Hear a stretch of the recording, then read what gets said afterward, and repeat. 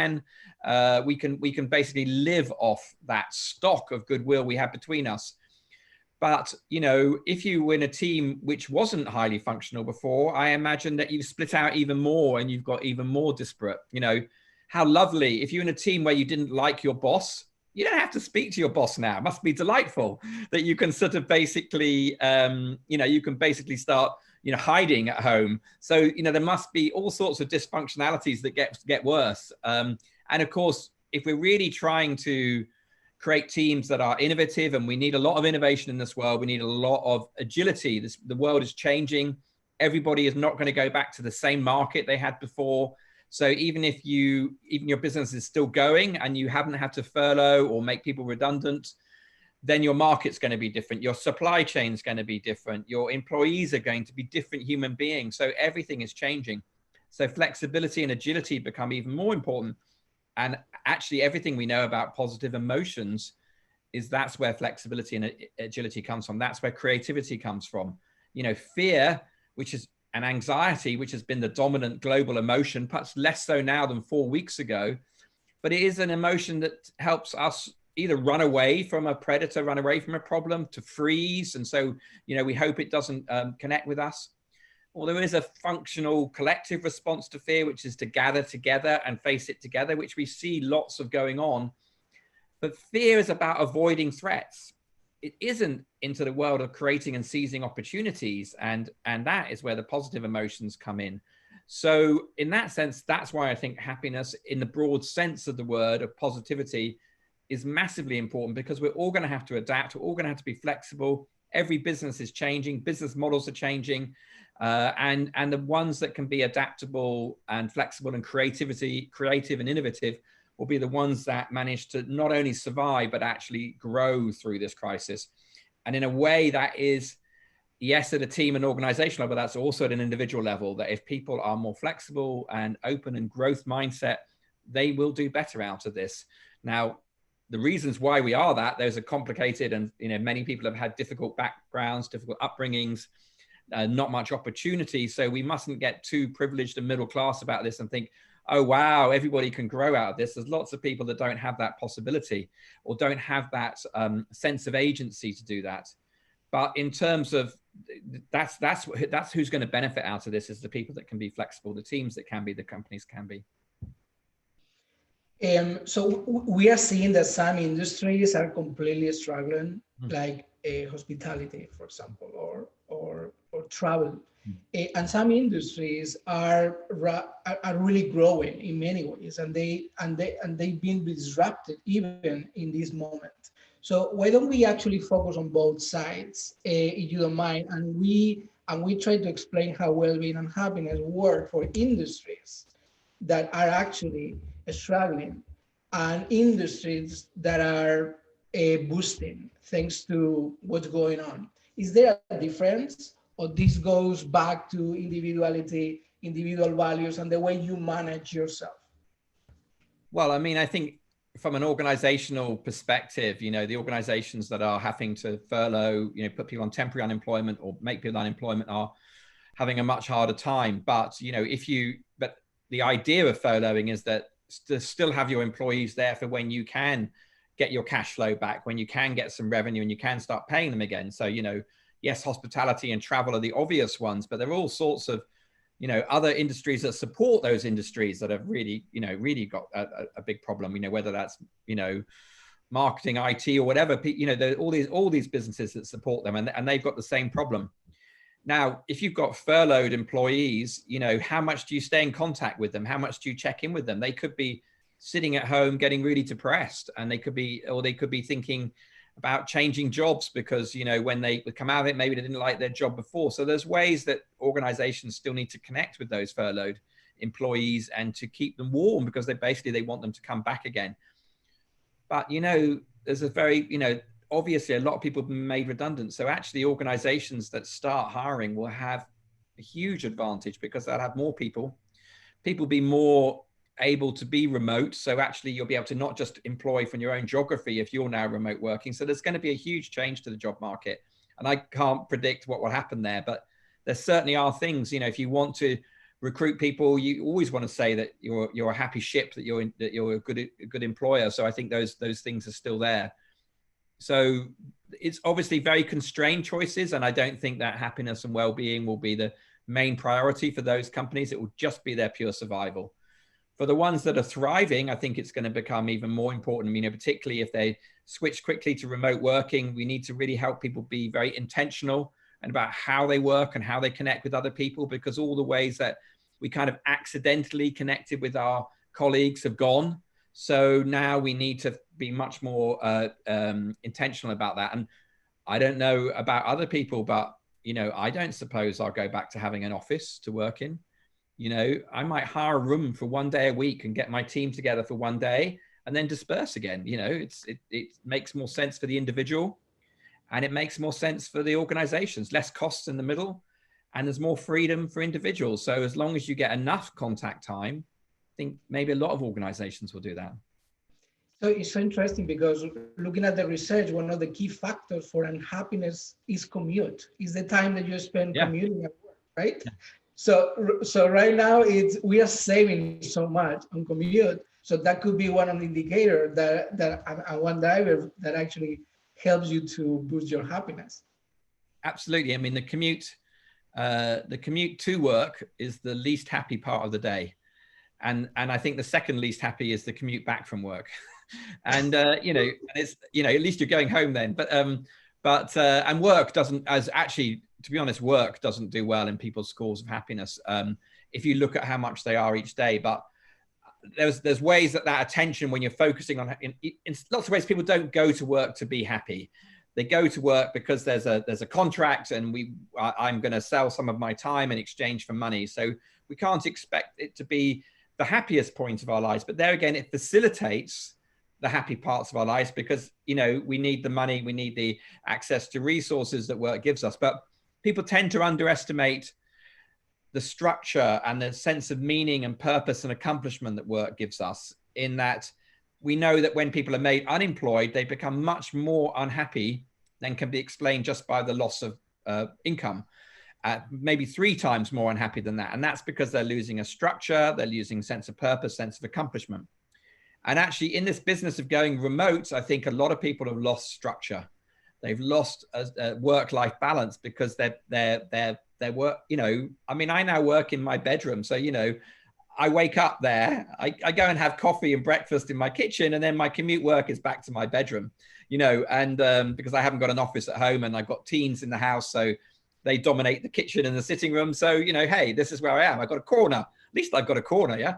But you know, and so my work life has got very blurred, you know, and it always was slightly mine, but some people find that very hard to manage. And you know, I've got members of my team with young preschool children, and it's really difficult. You know, they're both trying to work, both parents, and you can't just sit down 2-3-year-olds in front of a screen. You know, even if you accept you're going to do a little bit of less good parenting and put them in front of the screen, you can't even do that. They don't do that. Whereas, you know, 5, 6, 7-year-olds, you can do that a little bit more. But so it's very, very hard for some people.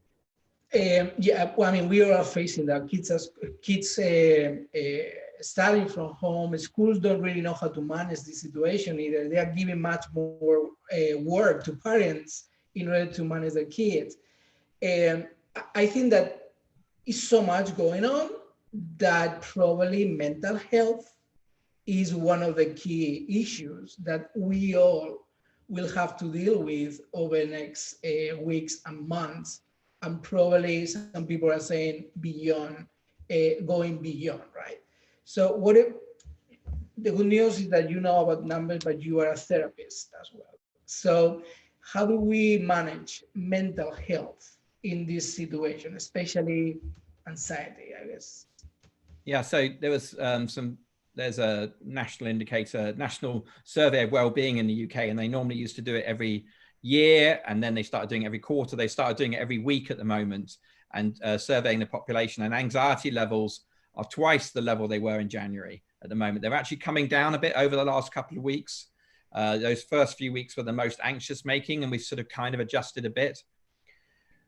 And, you know, if you had a predisposition to be an anxious person, you know, you went through the roof, particularly in the weeks leading up to lockdown. You know, one of my team, you know, she got hyper anxious. You know, and that's, you know, that was a pre-existing thing for her, but it just brought out everything for her. You know, and you know, there was no way that she could come into the office 2 weeks before lockdown because she was too nervous about germs everywhere. Whereas I'm very relaxed and laissez-faire, so I was probably much less so, but that probably meant I was more likely to get it, you know. And I sometimes think I'm the same age as Boris Johnson and probably the same weight. So, you know, it could just as well have been me in intensive care. So, you know, and I was in London in those weeks going up to it. So, you know, I had a chance to get it for sure.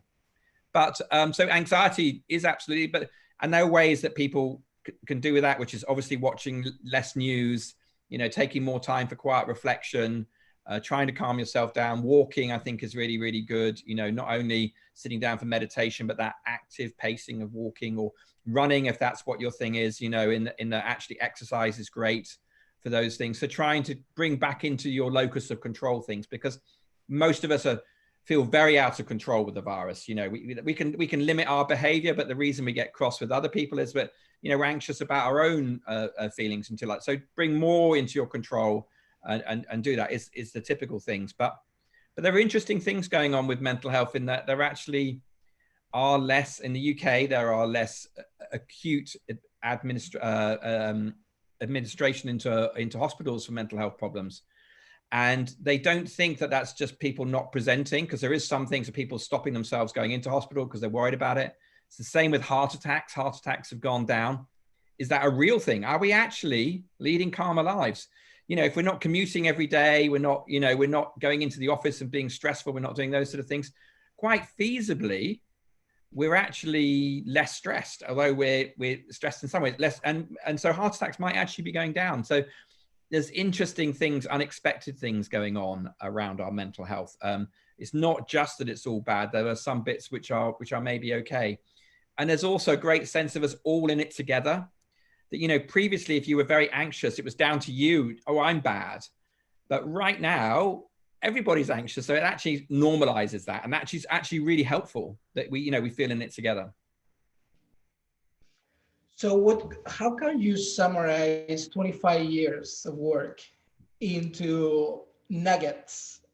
Actually, I just got an email, somebody that was like, Luis, I cannot make it live, but I want to learn about the nuggets. So what are the nuggets of 25 years of work in order for everybody to say, okay, now I get it. Happiness and well-being matter. Well, in our own lives, you know, it's well established that people are happier, live longer, are healthier, actually less likely to get the common cold, in the sense that our immune systems are stronger. No idea whether anyone's doing any research about whether people are happier get COVID-19 less acutely. But the logic would seem to be that was true. You know, quite possibly the reason Boris Johnson got it so badly was he was highly stressed, had probably little sleep, you know, pregnant girlfriend, running the country, all quite stressful, biggest crisis ever. Probably his stress levels didn't help with it. I would hope that it will come out of this that people who were happier died less of it than other people that weren't. I'd be surprised if not, because that tends to be the way the data works. So, you know, I think the whole case, if you're going to work in the field of happiness and well-being, is that you're always making the case that people's experience of life matters. And that there's this very strong, I mean, we call it the Protestant work ethic in the UK, but it's probably the same in Catholic countries, because it's across, you know, the whole of the industrialized world, that, you know, you should work hard and then you can be happy. And really all of the evidence from the science and from some of our spiritual traditions like Buddhism or whatever, is that it's the other way around, which is be happy and good things will follow. Whether it's the classic nun study, where they track the nuns through their lifetime, and the ones who are happier in their teens were living 10, 15 years longer than the nuns who were less happy in their teens. They followed them through their whole lives up until their 90s. But, you know, there's all these other longitudinal studies which always show the same thing. And so, you know, health should, you know, public health should think more about public mental health. We should think particularly about teens and young people's mental health. You know, that always becomes it. We should remember that income inequality really undermines the well-being of a nation. You know, if we look at the Scandinavian countries and we wonder why they're happier, they're not actually happier. They're just less unhappy. And the sense it's the people at the bottom of the income spectrum are less unhappy than, say, in the US, in the UK, in other countries with high income inequality. You know, the poorer people are more unhappy. In Scandinavia, it's just they've got more safety nets and they're less unhappy. So, you know, those big things remain. And then where I specifically work now, which is the workplace, is that the case is it's a win-win-win in the sense that if an individual is happier, of course, that's better for them at work. If they're happier, they're more productive, they're more creative, they're more innovative, they're more loyal. So it works for the team, for the organization, even for the shareholders. So and for society, because they're less likely to go to hospital and need the health interventions. So, you know, there's so many ways that it's good. And it remains to me a mystery why we keep on having to say this over and over again.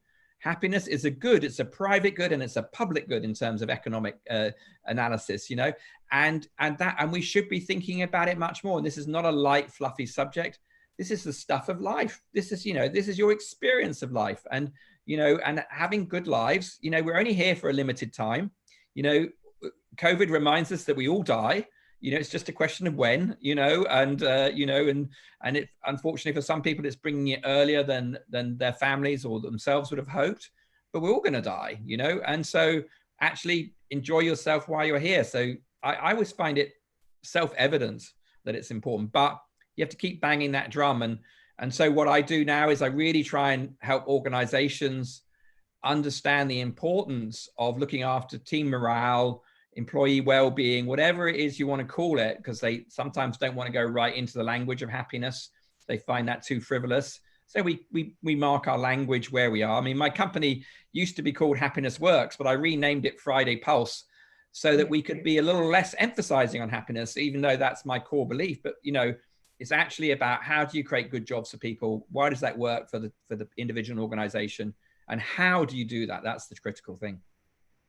Yeah, and actually, you being from the United Kingdom, I think that there's so many criticism in many ways that basically happiness is a private thing. It's something that you have to go private with it. And actually, you even have a minister of loneliness instead of happiness. And I think there is a stigma out there with that word because it sounds fluffy, but we know how important it is. How do you build a case when you sit now with CHROs, with general managers, and say, guys, this is what happens when you bring a program of happiness and well-being at work? So the way that I do it is through measurement. You know, I think numbers are the language of business. So we create a happiness KPI for our clients, so they can see how every team is faring all the time, every week, every month. And that data ebbs and flows. In fact, can I show you this graph that we've got of yes. happiness through COVID-19? Hopefully you should see that graph. Do you see it? Yep, I see that. Okay, so this is a graph. We're measuring with our clients happiness every week. So each of these dots is 1 week of data. And I've averaged this across all of our clients. And what we normally have is clients going up and down. This is a bit of a peak over Christmas. We actually have very low response rates over Christmas, so it's not actually very reliable data. But then, you know, they go back to their normal patterns of a bit up and down. And then we start seeing COVID-19 hitting, and we see this huge dip across all of our clients. And you basically never see that across all of our clients. You see setbacks individually in clients, you know, they have their own problems. You see it at team levels, but you never see it across all of clients. And we weren't designed to be tracking a population well-being measure. We're tracking individual companies, but you can see what it is. And then of course there's this recovery, and then, but look, we're just bumbling along at the moment. We're going a bit up and down, and in a sense it's the same shape as we have over here. This is the pre-COVID average, which was 69.6 on our scale. Actually post-COVID, I haven't written it in here, but it's 64.5, these ones across here, even taking out that point because that's the low point. And that's what's happening. And by having data, which is very real time, our clients can act on it. But of course, averages hide a lot of stories. So this is actually just snapshots across 9 teams, but we've got, you know, 1,000 teams in this data. but you know, they've got different shapes, they've got different ways that they're responding to COVID-19. They've got different things. You know, this team, I've no idea what's going on for them, but they've got happier during the period, you know. Whereas, you know, this team are just steadily getting worse. You know, we've got guns going up and down, really down, and then, you know, back up again, down, recovery, drop again. We've got all of these different shapes. And the point is that the number is like a mirror. It's looking in a mirror. It's showing you what is, you know, in the classic sense that, you know, when a therapist works with a client, they're trying to show the client who they are so they can bring themselves into awareness. Our numbers do exactly the same. And there's a big variety of experiences going on now out there at an individual and at a team level. And, you know, whilst we all had this sort of impact, I mean, I don't know what that team were doing, but, you know, all had this impact across here, you know, then, you know, everybody's reacted to it differently. And so when you put it all together in an average, you get a shape emerge, which is very interesting. And I think people can relate to that shape. But actually we have to respect the variety of things. And so when I'm working with an organization or my team are working with an organization, we're always talking to them that, you know, to look at what's happening at the team levels. Where do you need to intervene? Which team leaders do you need to support? You know, they might need more training, they might need whatever. And what's happened with COVID is I imagine, and you've got all these different experiences, I imagine this team is a very good team leader and this team has a less good one, you know, and this, you know, that they you know, so there's going to be a variety of experiences. So actually, I'm talking about team leaders. What is the role of a team leader in this COVID situation? I mean, do you know more or less the impact that a team leader can have on overall happiness and well-being of the team? Well, we find that, yes, team leaders absolutely have an impact on their teams, you know, and there's the old adage that people join organizations, but they leave teams. But, you know, or they leave managers. But of course, that actually is an organizational issue because the organization isn't supporting enough the team leaders to do good jobs. So it's still an organizational issue. But our experience of our work is very proximal. It's very much shaped by the people that we mainly work with. It's like our private lives are very much shaped by you know, our partner, if we have an intimate partner, but then our intimate friendships, our families, our locality, you know, you know, we're less affected by things a lot further away. Sorry, I'll stop sharing my screen. And we're less affected by things further away. But so managers have a huge impact, and I think businesses underestimate the importance of putting people in people jobs that are good with people. You know, I think they often promote people for their technical skills, for their seniority, rather than for whether they're going to manage people well. And so that a lot of organizations, you know, are inefficient for that reason, because if you've got a manager, if you've got a team leader who's not a good people person, they're not going to get as much out of their teams.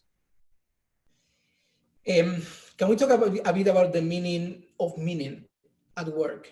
Yeah. And how do you measure meaning? I mean, I'm always blown away, and I don't know if you agree with, by this statistic about, and this number, that 84% of people are not satisfied at work in the United States. You got it. And probably you have new numbers as well. Yeah.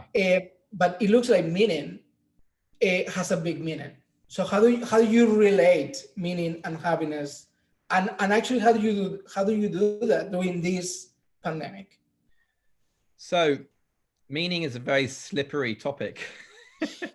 It's from a measurement perspective, I think it's very difficult to measure.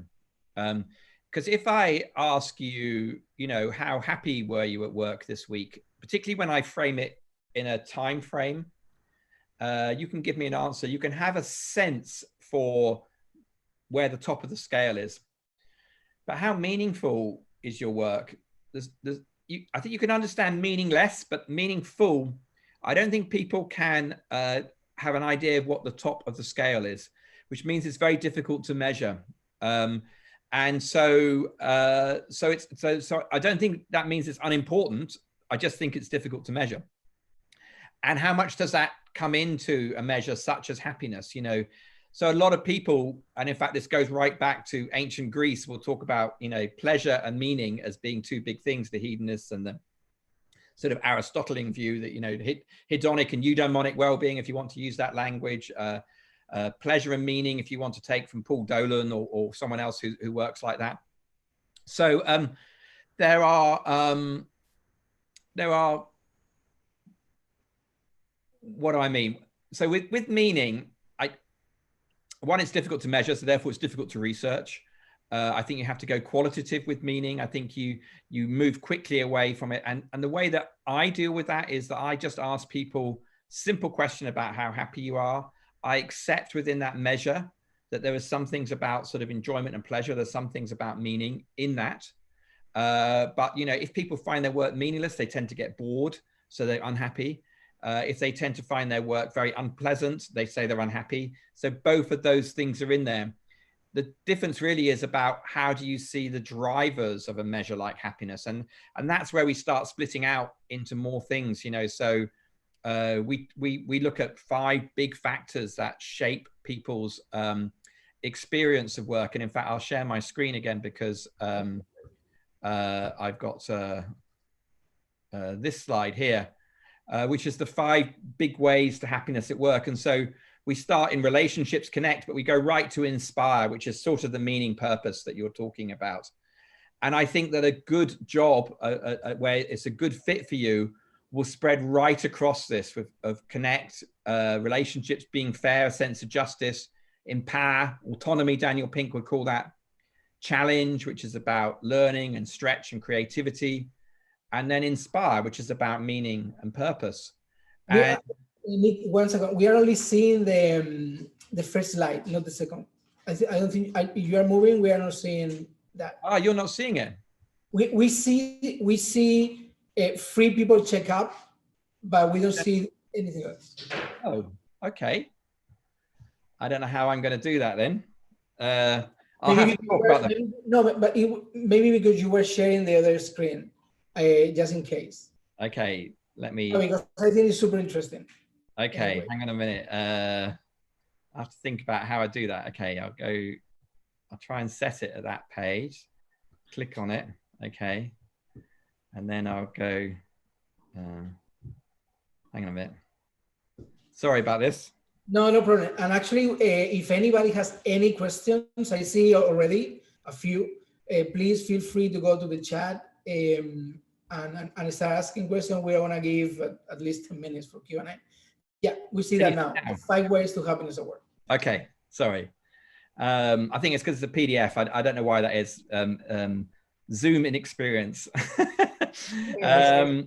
You know how to manage anyway. Well, anyway. Connect, be fair, and so on. Yeah, so connect, be fair, empower, challenge, inspire. And so all of these are elements of a good job. And if we look at the data on it, one, as we know, these all predict it, but if we look at individuals' data and they're sort of only okay at work, then you'll normally find that a couple of these are not being satisfied at work. You know, it might be that if you're in, this is a gross generalization, but, you know, if you're in marketing, you might find that you're really empowered and challenged, but you're not very inspired by your work, or advertising or something.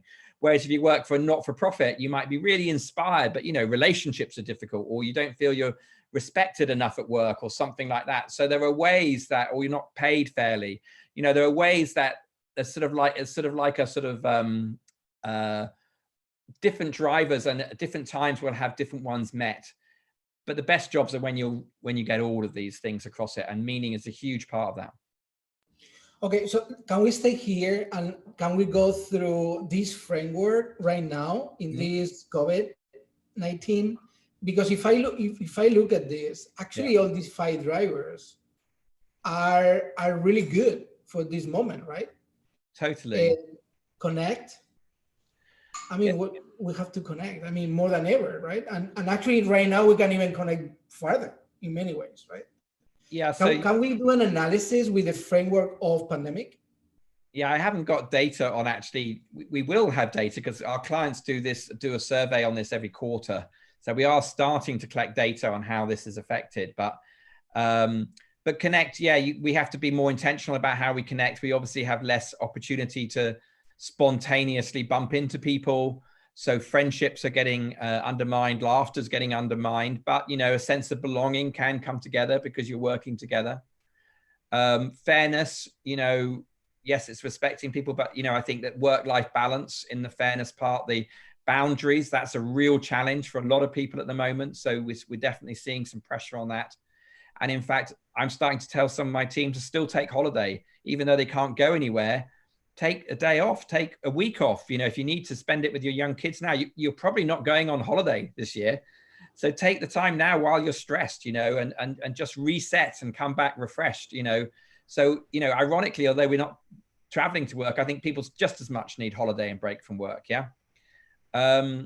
Empowering and delegating and playing to your strengths. You know, you'll probably be carrying those over from how you were structured before. But you know, the ability to collaborate between people is really important for creativity, which is in challenge. And I worry about that. I think that, you know, on Zoom calls, on, you know, Teams, if you use Microsoft Teams or whatever, it's harder to bounce ideas off people, particularly when a Zoom panel gets filled with like 10 or 20 people. I don't believe collaboration goes on there. I think a little bit of cooperation and coordination can go on, but not collaboration.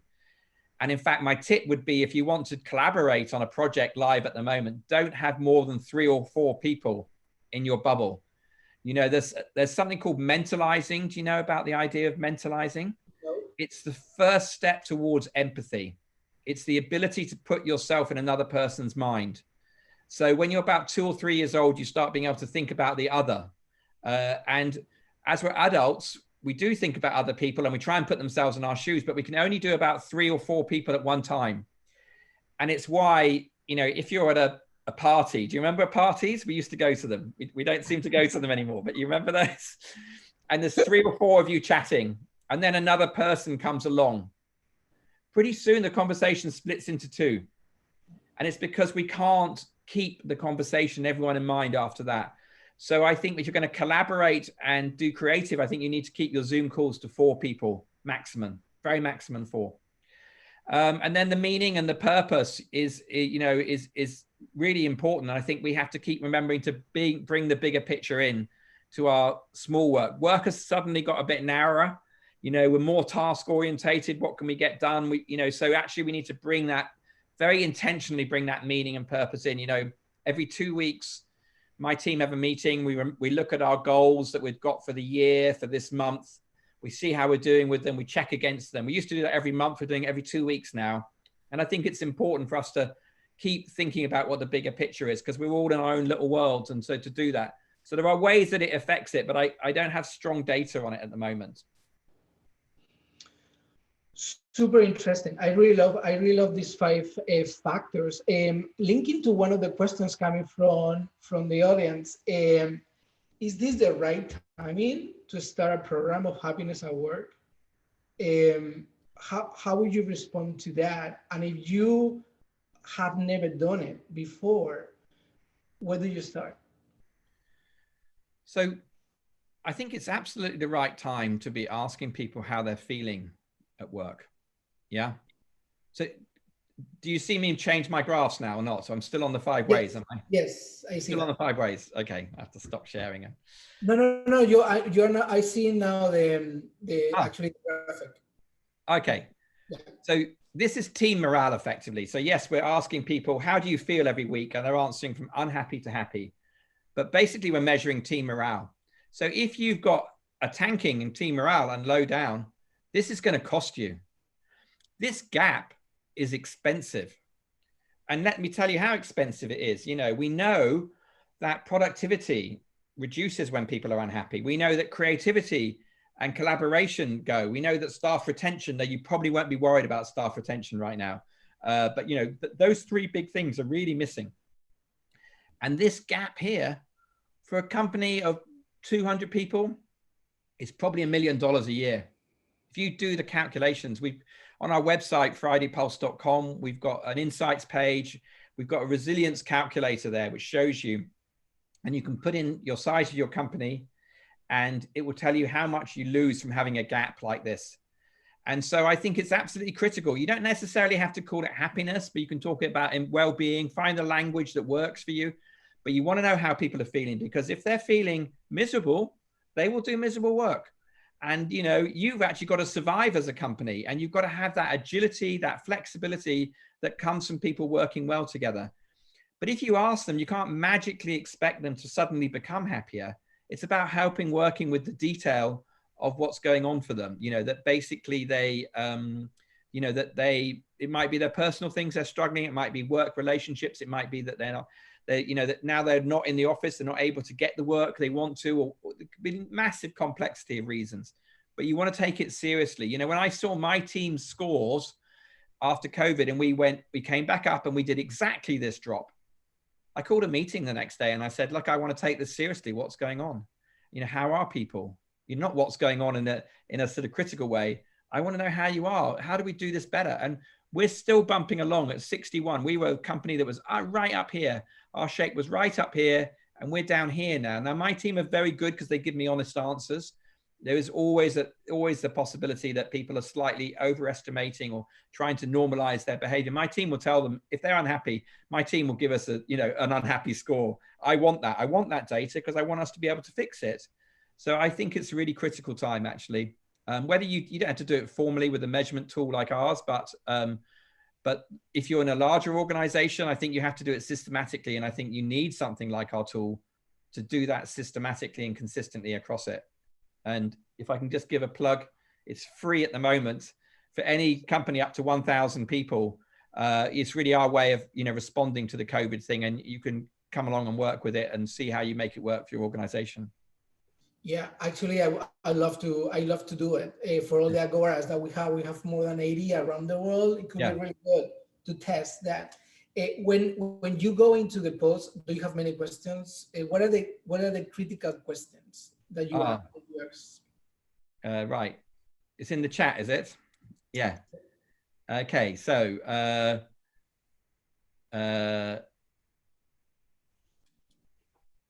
I saw one about the next Happy Planet Index, and we'd love to do another Happy Planet Index. It needs funding. We were going to do one later this year, but we're not going to now because I think a Happy Planet Index without having data from this critical year wouldn't make much sense.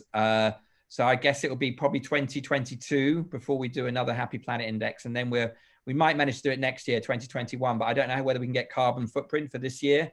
That would be the great thing, but we would love to do more because I think that coming out of this pandemic, we want to look at sustainability. I think we already are. We're all experiencing, you know, better levels, much lower levels of air pollution. We've seen, you know, carbon drop down massively. So we've moved to a more sustainable way of life in the most critically rapid way we possibly could do. And maybe it's not so bad, you know, but, you know, that's one thing. So, yeah. I see a question, Nick, about values. How through the Q&A, do you think that there is a shift right now on fundamental values for people? And what do you think? What do you foresee that is going to be the impact of that shift, if there is any? I think there is a shift in values. I think it's a little bit too early to know whether how much of that's going to stick. You know, how much is it people going to be just desperate to go back to the way they lived before? There's a lot of reflection going on, which has got to be a good thing. You know, stepping out of our lives into a new way of living gives an opportunity for reflection and gives some distance from it. You know, that psychological distance that you need in order to reflect happens. You know, that's why we go to a therapist once a week when we do. It's actually what happens with the numbers. If you start putting a number on how happy you are, it gives you a little psychological distance so you can examine it. And I think people will be examining their values. I mean, I think all of us have learned that, you know, we don't have to go out to restaurants every day. You know, I used to eat out a lot.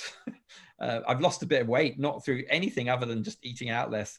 I had quite a lot of weight to lose, so that's not a big dramatic thing. So I think that I think we will, and of course it's reminding us that we care about our loved ones, but we care about strangers. I mean, the extraordinary thing is what people have been prepared to sacrifice for people they don't know, you know, that are being affected by this. So there's lots of good values in there that I think are coming out. I would hope that we have that. I mean, I would hope that we reflect on our sustainability, we reflect on our compassion, that that we reflect on kindness to other people. Yeah. Someone's just popped up. What is psychological distance? Okay. Psychological distance is the ability for us to separate the I that sees from the I that acts. That basically, you know, one of the things with therapy and with anything is like, you know, we have these different levels of consciousness and we set ourselves in a observational mode. People often draw this as the third eye if they get very spiritual about it, but basically it gives us the ability to look at our lives in a new way. So journaling does this beautifully. If you write a diary, by the very fact that you write it down, it gives you distance from it. That's one of the tricks with, you know, 3 good things or a gratitude diary is you put out the good things and then you've got a memory of them and store them. It's exceptionally useful for our personal growth. Yeah. There is a question about engagement. Yeah. Here. So how do you relate all this work on happiness and well-being to engagement? And we all know that most companies have an engagement survey. Yes. What is your opinion on that? Okay, so I think engagement is the organizational agenda. It's basically a code word for productivity. You know, it's and so the way it lands on employees is often how can the company get more work out of me paying the same money? It doesn't feel a fair bargain. And also, if I asked you how engaged are you at work, people can't give me an answer. And this is why if you look at how many definitions are there of engagement out there, there's as many definitions of engagements as there are consultancies, as there are measurement instruments of engagement. Everyone defines it differently. And it's because it's an unclear construct. So, you know, Michele Csikszentmihalyi will talk about it as flow, but business doesn't mean engagement as that. Business means, are you doing more work, basically? So I can understand why businesses are, but what they should do is they should have enlightened self-interest. That basically, if they make a job that people enjoy, they will be more engaged and they will be more productive. But focus on making a job that they enjoy, that plays to their strengths. So I don't think engagement's a bad. It's not the individual's goal. Whereas happiness or good experience at work, whatever you want to call it, well-being. I think experience is an interesting word because it's got a lot of traction in the mainstream. But creating good employee experience is in everyone's interest. It's the employee's interest, it's in the organization's interest. So you're likely to get alignment and you're likely to get more cooperation with the idea. So that's why we go like that. So it's not that it's different than engagement. It's that I think engagement is poorly constructed. And Gallup, obviously Q12, they do a lot of work on engagement, but I just tell you statistically, it's a mess, the Q12. It's got different time frames in it. It's basically saying there are these 12 processes and you add them up and that's engagement. What is it? I don't know. Is it different in different circumstances? It must be.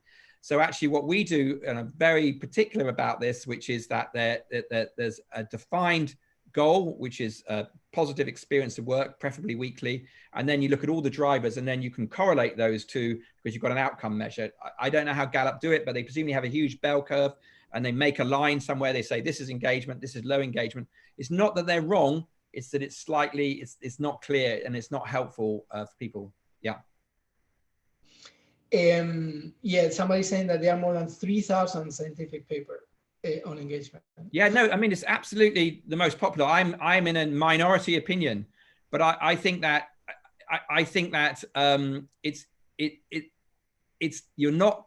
we haven't seen an improvement in engagement. Look at Gallup's data over the last 20 years. They've been publishing it. We haven't seen an improvement. And I don't think it speaks to common people. If you want to speak to the guy or the girl who drives a delivery truck and you want to say, how engaged are you? They can't answer you. Are you happy at work? They can answer you. So you're working with dodgy data right from the beginning, in my humble opinion. That's my strong opinion. People can disagree with me, but I think happiness is people can relate to, they can give you a solid answer to, so you know you've got good data. Whereas engagement, they tend to ask lots of different questions and yeah, so. Yeah, actually, I work for many big companies.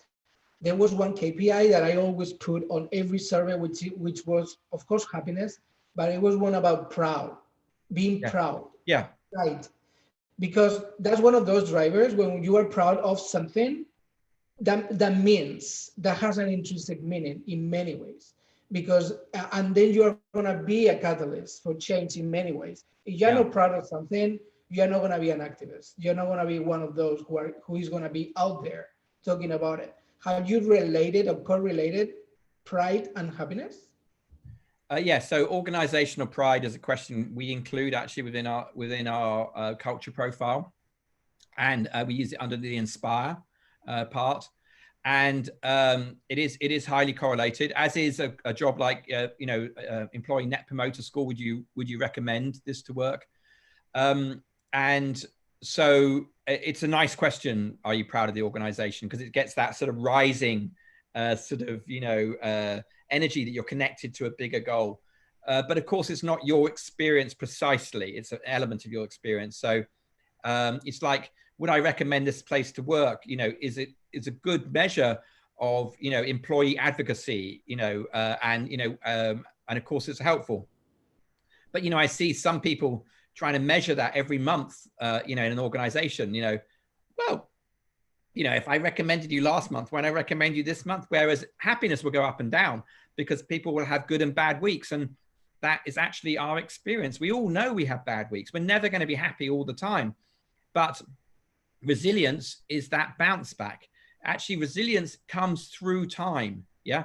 And so, you see it as the bounce back. Do you come back or do you not come back? So, an unresilient team at the moment, will be going along, had COVID and be staying down. A resilient team will be coming up again. It's not that they haven't experienced COVID, it's that they're bouncing back. And so you need a measure that's very regular that does that. And you need one that speaks directly to people's experience. That's, again, my strong opinion. And of course, other statisticians may disagree with me. Okay, we have basically 2 more minutes. How do we get access to Friday Pulse? How do we test it? Yeah, okay, this hopefully says free people checkup, does it? Yes. Okay, so this is our website, fridaypulse.com. You can go there and you can find out everything about us. I also have a personal website, which is nicmarks.org, marks.org, where I blog. You can sign up for our newsletter. You can play with the resilience calculator. And if you run an organization or a division of an organization, and you're between 50 and 1,000 people, you can come and work with Friday Pulse and use it. Yeah, please do take us up on it because we built it, so we may as well use it. Yeah, no, we have to use it. So please, let's go. So Nic, it's been a pleasure. Final words. What is do you want to forecast anything or? Oh, well, I think that it's very difficult to forecast at the moment, but I think the future's just come sooner. I think we'll have remote working happening. I think that we'll have less commuting. I hope we have lower carbon footprints, though that's, I might be being optimistic about that. But I think there is an opportunity to reset values and to remind ourselves what's important, our friendships, our loved ones. I hope everyone gets through it without too much pain. Thank you so much. And thank you everybody for joining. It was fantastic. I mean, the whole hour went by. It's just, in my mind it's 10 minutes. It was super interesting. Nic, as always, you're fantastic. Let's talk about how we get some funding for the Happy Planet Index. We have to keep that going. And let's, and everybody, let's go and let's get the pulse and the resilience test and everything. This is fantastic, Nic. Thank you so much. And thank you everybody for joining. So see you next week, talking about emotions. And the following week, we have a live interview with Ravi Shankar, Shri Ravi Shankar from India. And so that's going to be super interesting as well. It's 30 minutes and then we do meditation. So we are trying to keep and bring informations and real tools for everybody to use during this time. And actually what you are showing and your wisdom, Nic, is super, super important. Thank you so much for all what you do and who you are. Thank you. Thank you so much. Thank you, everybody. We'll have the recording on the Academy, and I hope you have an amazing rest of the day. Take care.